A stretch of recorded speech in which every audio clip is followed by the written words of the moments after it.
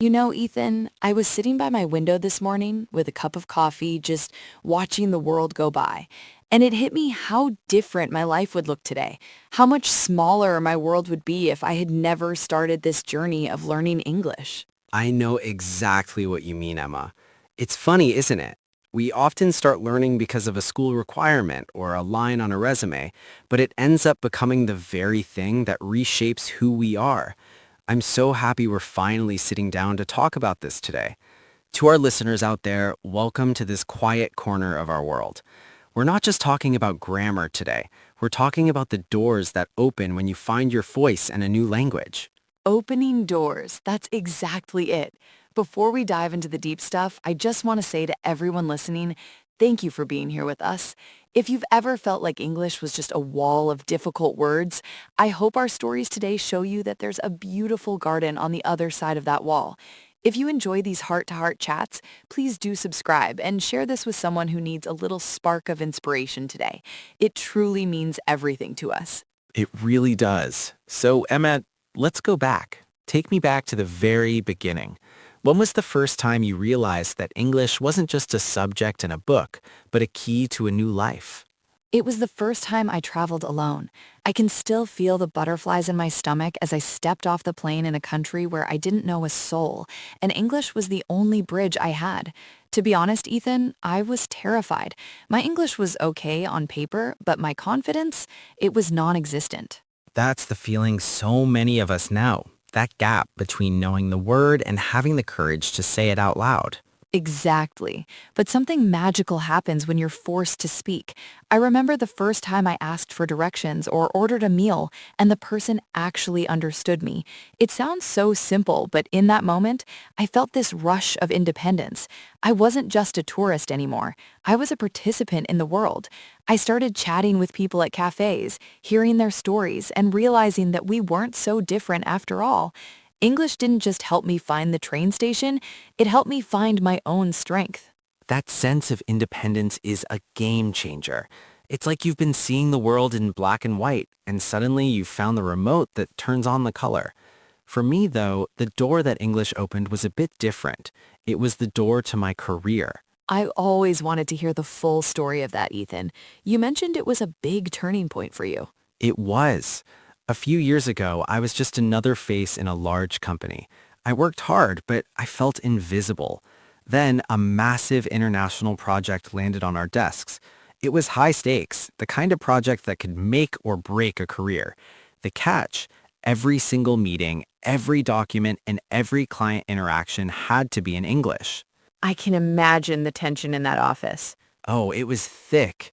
Most of my colleagues were brilliant and their English was actually quite good, but they were paralyzed by the fear of making a mistake in front of the clients. They didn't want to lead the meetings or write the emails because they were afraid of not being perfect. And that's where you stepped in, isn't it? I was just as nervous as they were, Emma. My heart would race every time I unmuted my microphone in a Zoom call. But I realized that the clients didn't care about perfect grammar. They cared about connection and clarity. Because I was willing to speak up, to lead despite the ums and ahs, my boss noticed. He didn't just see someone who knew English, he saw a leader. That project led to my first major promotion. That gives me chills. It's such a powerful reminder that English isn't just a skill, it's a platform. It gives you the floor to share your ideas with people who otherwise might never have heard them. Exactly. It gave me an edge I didn't even know I had. It allowed me to connect with people from completely different backgrounds and realize that professional success is so much about the human connection you build through language. It really is. And you know, beyond the career and the travel, there's another door it opened for me that was much more personal. It was like being given a key to the world's secret library. A secret library. That's such a beautiful way to put it, Emma. I've always felt that way too, like I was suddenly handed a master key to a room I didn't even know existed. It truly felt that way. You know, before I was comfortable with English, if I wanted to learn about a specific topic, I was limited to whatever had been translated into my native language. But as we both know, the world moves so fast. Sometimes the newest research, the most groundbreaking articles, or those deeply niche topics are only available in English. It's the language of the now, isn't it? Especially in technology or science, almost everything significant is published in English first. If you're waiting for a translation, you're already a step behind. Exactly. I remember a few years ago, I became deeply passionate about sustainable living, really trying to figure out how to be more eco-friendly in my daily life. In my local language, I could find the basics, but I wanted more. Because of English, I was able to dive into these incredible international blogs, take online courses, and read documentaries without needing to wait for subtitles. It wasn't just about information, it was about empowerment. It actually changed my daily habits because I had access to the best advice the world had to offer. That empowerment is addictive. Once you realize you can learn anything from anyone, anywhere, the world stops being scary and starts being a playground. And it's not just about the information, it's about the souls you meet along the way. I remember when I first started using those language exchange apps. At first, I just wanted to practice my past tense, but then I started talking to people in Japan, Germany, and Brazil. Oh, I love those apps. You meet the most interesting characters. You really do. We didn't just talk about grammar, Emma. We talked about our lives, the smell of the air in our cities, our favorite comfort foods, and our family traditions. It was a cultural exchange in the truest sense. I learned about their history and their daily struggles and joys. Suddenly, these foreign countries weren't just shapes on a map anymore. They were places where my friends lived. English became this magnificent bridge that made the world feel so much smaller and more connected. A bridge, that's it. It's the common ground where we all meet. I think back to my time traveling, staying in that little hostel in Europe. There was a group of us. None of us shared a native language, but we all spoke English. We decided to explore the city together for a few days. We spent hours laughing, sharing stories of our homes, and one night we even all crowded into the tiny hostel kitchen to cook a massive dinner together. That sounds like something straight out of a movie. It felt like one, but the realization hit me later. If I hadn't pushed myself to learn English, I would have been sitting in that hostel corner by myself or just sticking to people from my own country. I would have missed out on those friendships that made my trip so much richer. English connects us on a deeply personal level that goes beyond words. It really does. And there's another door that's a bit more fun, but just as life-changing. The world of stories. I used to be the guy waiting for the subtitles to come out for every movie or song. Ugh, the struggle of waiting for the translation. I remember that. It's the worst. And even when you have subtitles, you're missing half the magic. Now I can watch a film and actually hear the actor's real voice, the nuances in their tone, and the jokes that just don't translate well. It's a completely different, more immersive experience. And music? When you finally understand the lyrics to a song you've loved for years, it's like meeting the artist for the first time. You finally get the message they were trying to send. And books. Don't forget the books. Reading an author's exact words in their original language is like a conversation with them. There's a beauty in the original form of a language that a translation can never quite capture.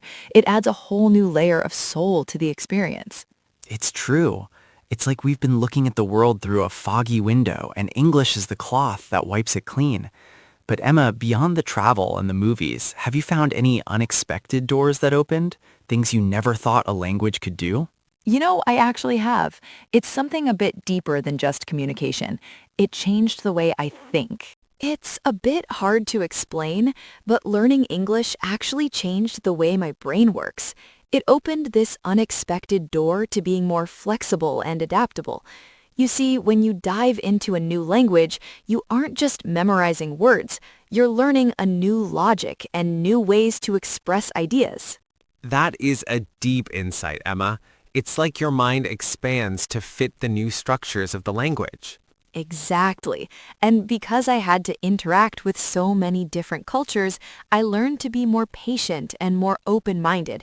It made me more comfortable with change and more willing to understand perspectives that are different from my own. It's a skill that has helped me in every single part of my life, not just when I'm speaking English. I feel that so strongly. For me, the most unexpected door was the one that led me to helping others. As I got more confident, my friends and family started coming to me for help with their own English. Helping them felt so rewarding that it eventually led me right here to the Easy English Listening Sound. My journey with the language came full circle, from a nervous student to someone who gets to help thousands of people every week. That's such a beautiful way to give back, Ethan. And sometimes the doors English opens are just incredibly practical. It actually turned me into a better problem solver. Oh, like a secret superpower? Honestly, yes. Whenever I have a problem now, whether it's a computer glitch or a broken appliance, and I can't find the answer in my native language, I just search in English. I once fixed my own washing machine because I found a step-by-step tutorial in English that wasn't available anywhere else.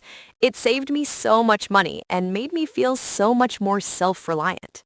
I love that. From career moves to fixing washing machines, it really does empower you in everyday life. But at the end of the day, Emma, I think the greatest gift was the confidence. I used to be so shy, so afraid of making a single mistake or speaking in front of anyone. I think almost everyone listening can relate to that fear. It's a mountain we all have to climb, but by pushing myself to speak even when I was scared, my confidence grew with every small step. Learning English became a journey of personal development. It taught me that it's okay to make mistakes as long as you learn from them, and that lesson has shaped me into a much more capable person in everything I do. This has been such a wonderful conversation, Ethan. It's a reminder that every little effort our listeners are making right now, whether it's understanding a song or having a 2-minute chat, is a door opening. Exactly. It doesn't have to be a dramatic change overnight. Just keep taking those small steps. And we really want to hear your stories. How has English opened doors for you? Please share your experiences in the comments below. We truly love reading them. And if this talk inspired you today, please hit that like button and share this episode with your friends and family. If you haven't already, subscribe to join our community here at Easy English Listening Zone. We're here every week to help you grow. Thank you for spending this time with us. Keep practicing, keep learning, and keep opening those doors. See you next time. Goodbye, everyone.